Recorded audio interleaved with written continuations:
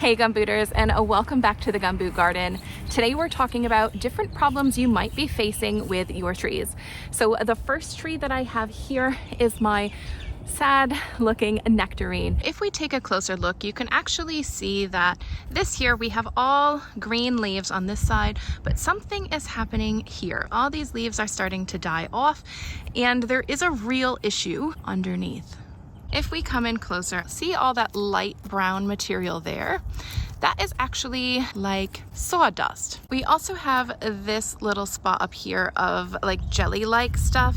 So what's happening is we have a borer bug boring into our stem here. And I think actually if you look right here, that is fresh. So they're actually drilling holes into the trunk of this tree and laying eggs and living inside of that trunk. They will continue to multiply inside the trunk of that tree and just keep eating away at the inside, taking the nutrients from the tree and killing it off. And that is quite a small tree to begin with, so we need to catch it really soon because it can kill big giant trees.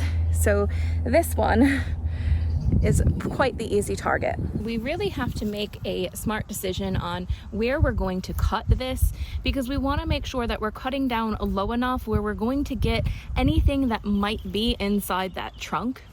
And I can definitely tell they have been boring up in this section and even there because it's creating that sawdust.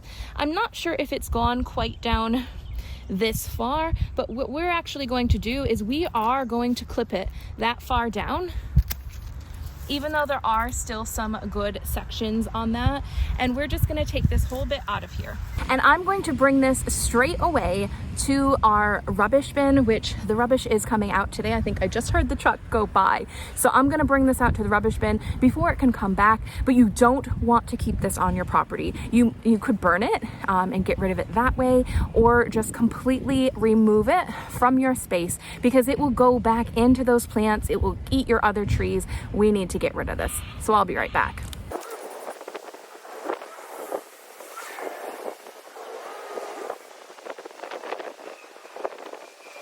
Okay, and I've brought back with me this stuff here.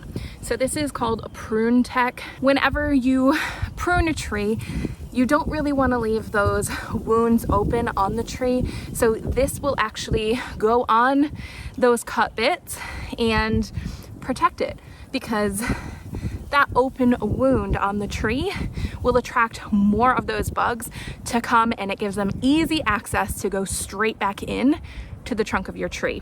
So we are just going to use this prune tech to cover that wound so those bugs have a harder time getting back in if they're trying to. All right, so I thought I was recording, but what I've done is I've just put that prune tech right around the tip, and I made sure to go down a little bit further below where the actual cut was and cover it really well, and that will actually dry kind of rubbery on the tree, and it will protect it, and it will stay on there unless someone kind of picks at it and peels it off. I did also make a cut on this section, which this section's kind of pretty dead looking, and we're going to, I'll show you on this one, I just kind of dip it in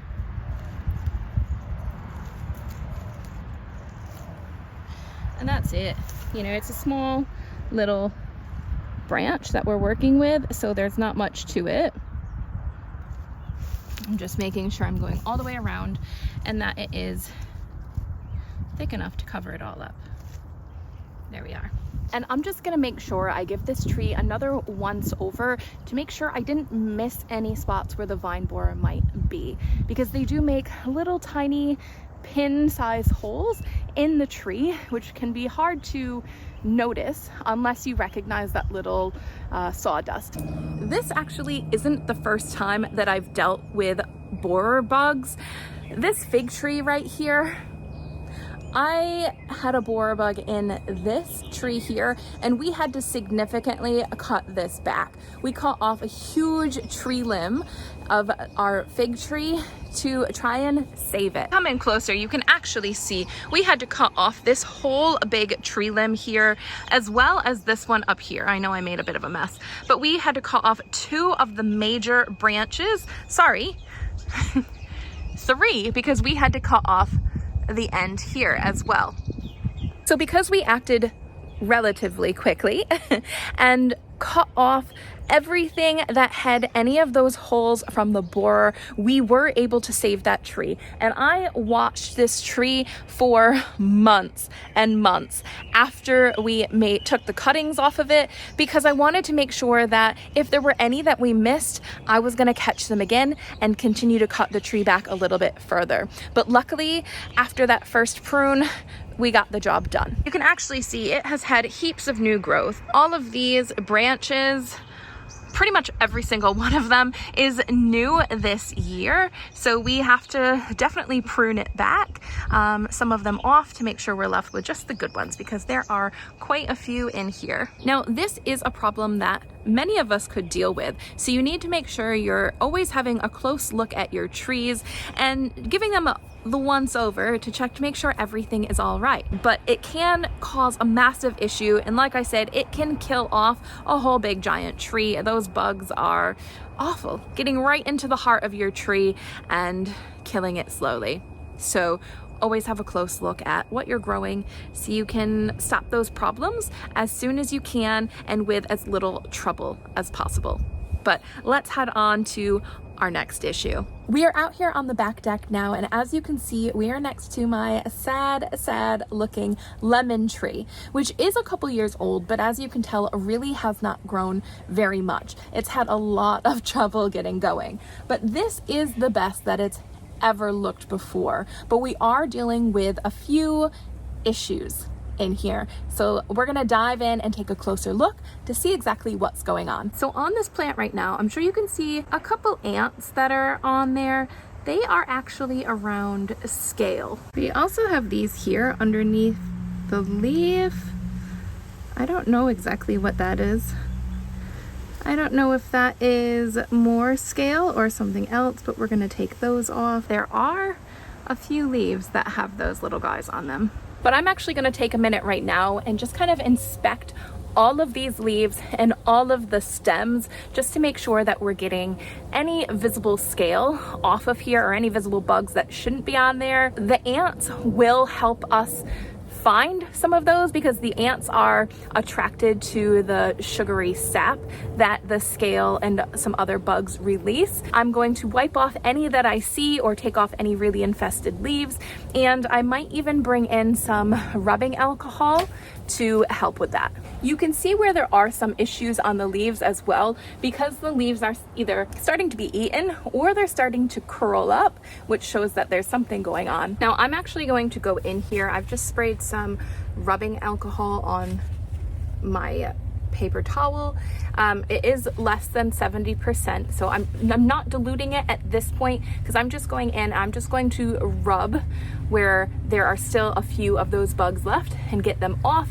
But if I wanted to actually spray and protect this whole plant, I would need to dilute the rubbing alcohol in water, and even add some dish soap if you wanted, and that will help it stick to the leaves and stick to the stem, so that if the bugs stay on there, they will die from the rubbing alcohol. I'm just doing the underside of the leaves, because that seems to be where they're all concentrated. And I'm not even doing it on all of them, just some. Next to my lemon tree, I have an orange tree, which is looking a whole lot better than that little lemon back there. And they are the same age, but for whatever reason, this one has just flourished, and we even have some beautiful oranges on it, but there are some issues in here as well. And I think it's dealing with the similar thing that the lemon tree was dealing, some scale. I think it also has some mealybugs on here, but we just need to get in there and see what's going on. You can see that there's an ant traveling on here, and there has been something on those leaves behind there. This orange is still perfectly beautiful and fine for us to eat, but there is an issue behind it.